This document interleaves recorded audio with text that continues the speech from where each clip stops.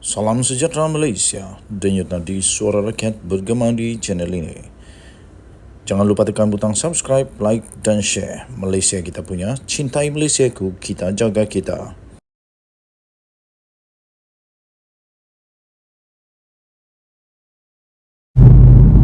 Salam sejahtera Malaysia, denyut nadi suara rakyat bergema di channel ini.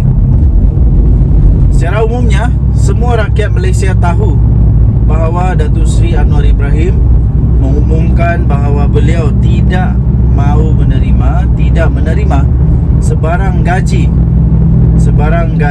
sebagai Perdana Menteri. Beliau mahu supaya gaji itu dikembalikan kepada komuniti untuk membantu mereka yang sangat memerlukan bantuan.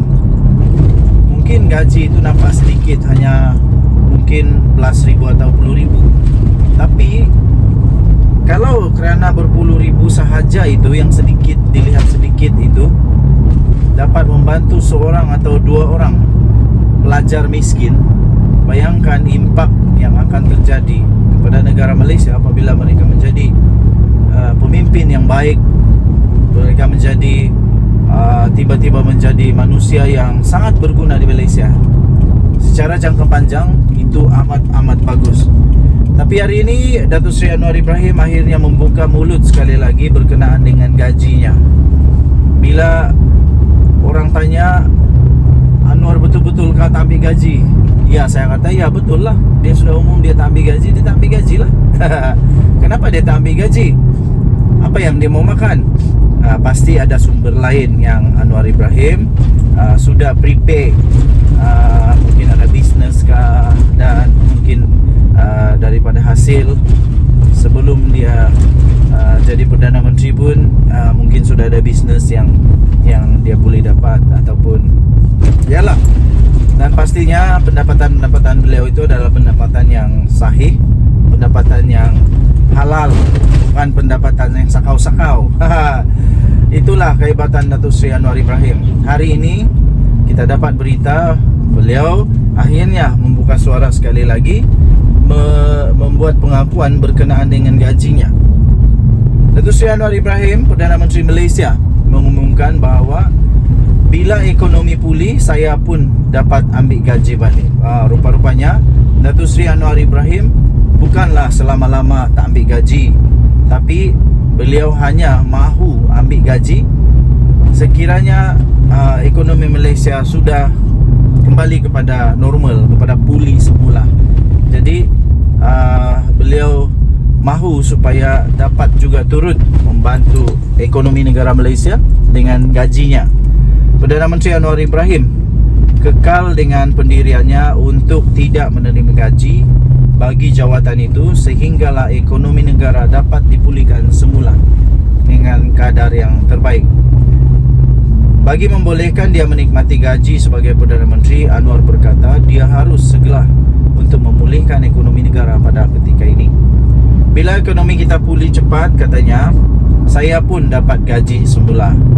Saya pun dapat gaji saya balik. Sebab 6 bulan tak ambil gaji lagi. Cumanya selagi ekonomi belum pulih, saya tak akan ambil gaji saya. Itu kata Anwar Ibrahim ketika beliau berucap pada Majlis Amanat Khas Perdana Menteri kepada penjawat awam negeri Selangor di Dewan Jubli Perak di Shah Alam hari ini.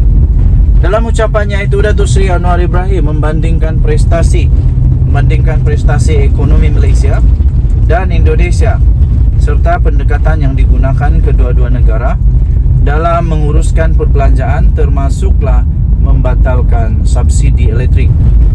Dia berkata, Perdana Menteri berkata, kita kena tingkatkan prestasi kita dengan cepat. Ekonomi Indonesia dulu lembab jika nak dibandingkan dengan ekonomi Malaysia, katanya. Tapi sekarang Indonesia lebih bagus, lebih tegas dengan membatalkan subsidi elektrik. Beza dengan saya yang hanya batalkan subsidi kepada golongan orang kaya, tetapi tidak Indonesia.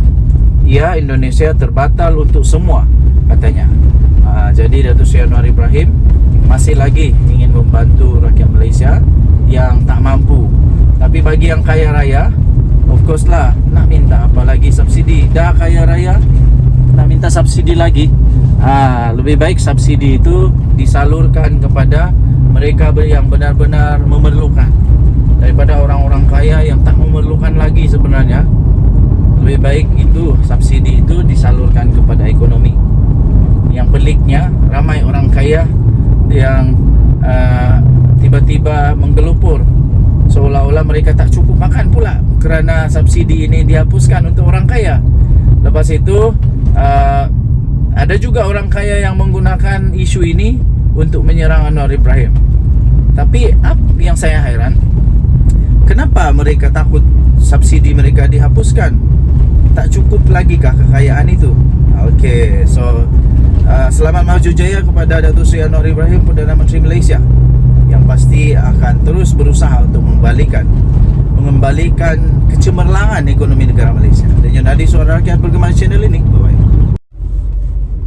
Salam sejahtera Malaysia. Denyut Nadi Suara Rakyat bergema di channel ini. Selamat pagi tuan-tuan dan puan-puan yang dihormati sekalian. Baru sebentar tadi berita mengejutkan seluruh Malaysia tentang peletakan jawatan seorang presiden parti di dalam Barisan Nasional, orang besar di dalam Barisan Nasional, iaitu Wee Ka Siong.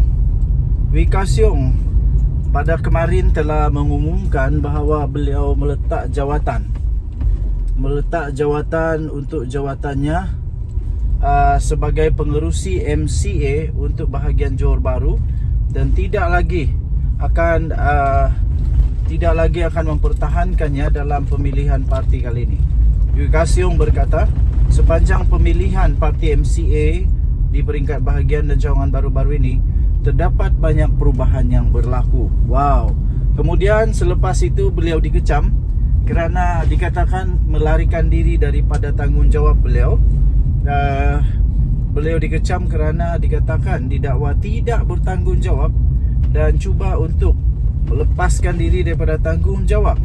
Kemudian Wee Ka Siong muncul semula dan menepis dakwaan yang kononnya beliau tidak bertanggungjawab ke atas peletakan jawatannya itu.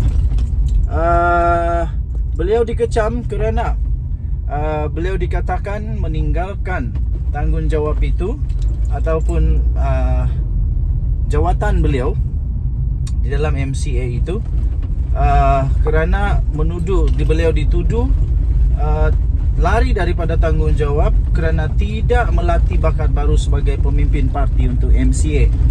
Walaupun begitu, Wee Ka Siong muncul dan menepis dakwaan itu. Beliau berkata, hakikatnya beliau telah pun sedaya upaya untuk melahirkan, mencungkil dan mempromosikan bakat-bakat baru, iaitu pelapis MCA yang muda serta berwibawa. Beliau berkata demikian. Buktinya ialah 10 orang muka baru daripada keseluruhan 15 calon MCA telah pun dicalonkan dalam pilihan raya negeri PRN Johor yang lalu. Katanya ini menunjukkan bahawa komitmen parti di dalam memberi ruang dan peluang luas kepada akar umbi, khususnya pelapis MCA. Katanya menerusi satu laman Facebook beliau pada hari Isnin yang lalu, itu kemarin. Semalam Wee Ka Siong telah pun mengumumkan bahawa dia telah meletak jawatan sebagai pengerusi MCA bahagian Johor Bahru, dan beliau tidak akan mempertahankan jawatan tersebut di dalam pemilihan parti pada kali ini. Okey, so dia tidak meletak jawatan sebagai presiden, tapi dia meletak jawatan sebagai ketua bahagian, sebagai pengerusi MCA bahagian Johor Bahru. Okey, jadi kenapa sebabnya? Kita tunggu nantilah. Satu persatu akan pasti terbongkar. Dan tanpa Wee Ka Siong, sepanjang pemilihan parti di MCA di peringkat bahagian dan kawasan cawangan baru-baru ini terdapat banyak perubahan berlaku. Katanya ramai pemimpin atau penyandang telah mengambil keputusan berundur dan untuk memberi laluan kepada muka-muka baru. Ini bukan hanya berlaku di MCA bahagian Johor Bahru, sebaliknya di seluruh negara, kata pemimpin veteran daripada MCA itu. Beliau berkata ia adalah satu yang baik. Demokrasi dalam parti kekal subur dan segar, ujarnya.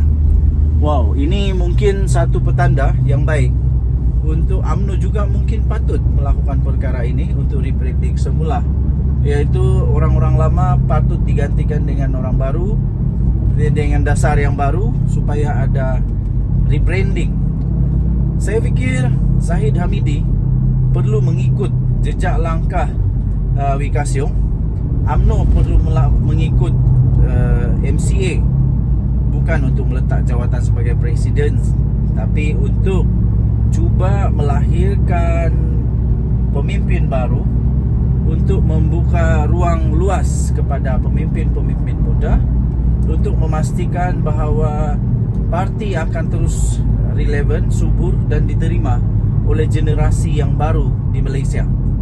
Denyut Nadi Suara Rakyat bergema di channel ini. Bye-bye.